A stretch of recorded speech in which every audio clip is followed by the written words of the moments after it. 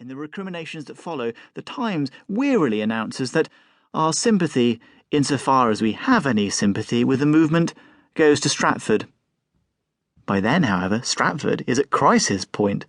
With quite remarkable cack-handedness, Flowers' agents have managed to promise the high point of the festival, a commemorative production of Hamlet, to two actors simultaneously: Samuel Phelps, the most esteemed English thespian of the age, and the dashing Frenchman Charles Fector.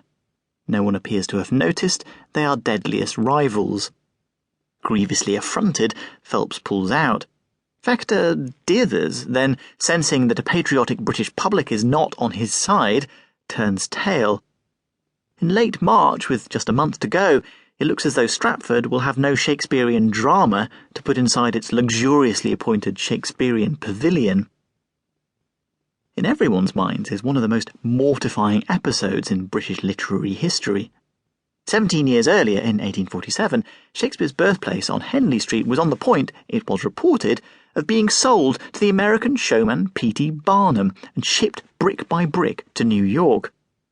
Only after a last-minute campaign led by Charles Dickens and the actor William Charles Macready was national pride salved and the birthplace saved. With April 1864 just weeks away, history looks set for a farcical repeat. Punch publishes a tercentenary number, poking sarcastic fun at everything from the Athenaeum's priapic bardolatry to the saga of the rival memorials. As the big day approaches, an editorial in a London magazine plunges in the knife. Shakespeare has been commentated, expurgated, purified, nullified, annotated, edited, improved, disproved, approved, illustrated, painted, drawn, and quartered out of existence, it argues. Why should anyone bother to tercentenarise him too? When Saturday the 23rd of April finally dawned on the English Midlands, things were not as calamitous as many had feared. The one thing the Stratford Tercentenary Committee had not been responsible for, the weather, turned out beautifully. Crowds came in their thousands, attracted by free fireworks and an exhibition boasting a remarkable 28 different portraits of Shakespeare. Even the pavilion predicament was resolved.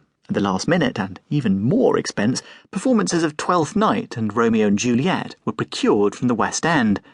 The grand opening banquet, each dish themed after a play, was accounted a success.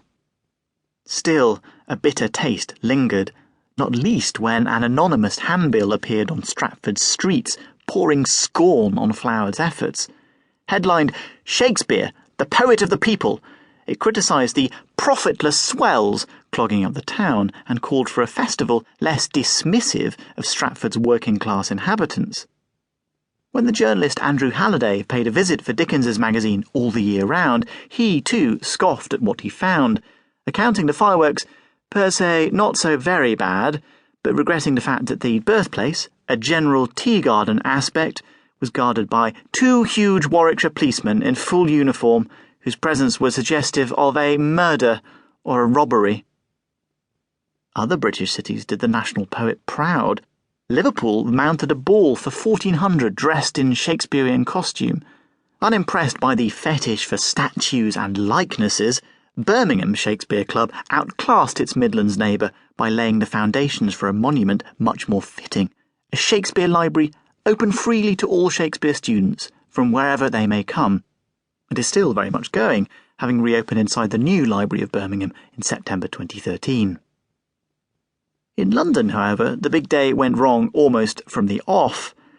Dickson's committee produced a so-called official programme, but it was pointed out that nearly everything in it, from revivals of The Merchant of Venice at Sadler's Wells to Henry VI Part 2 at the Surrey Theatre in Lambeth, had been organised by other people.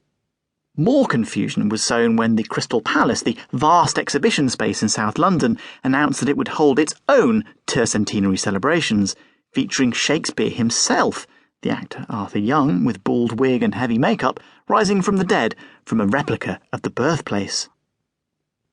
But the nadir came on Primrose Hill in North London, where yet another subcommittee, the Working Men's Shakespeare Committee, hurriedly formed to ensure something actually happened, had arranged to plant an oak sapling in Shakespeare's memory on the anniversary day itself. The planting went to plan, but it was swiftly overtaken by a left-wing protest in support of General Garibaldi, then making headlines in Britain.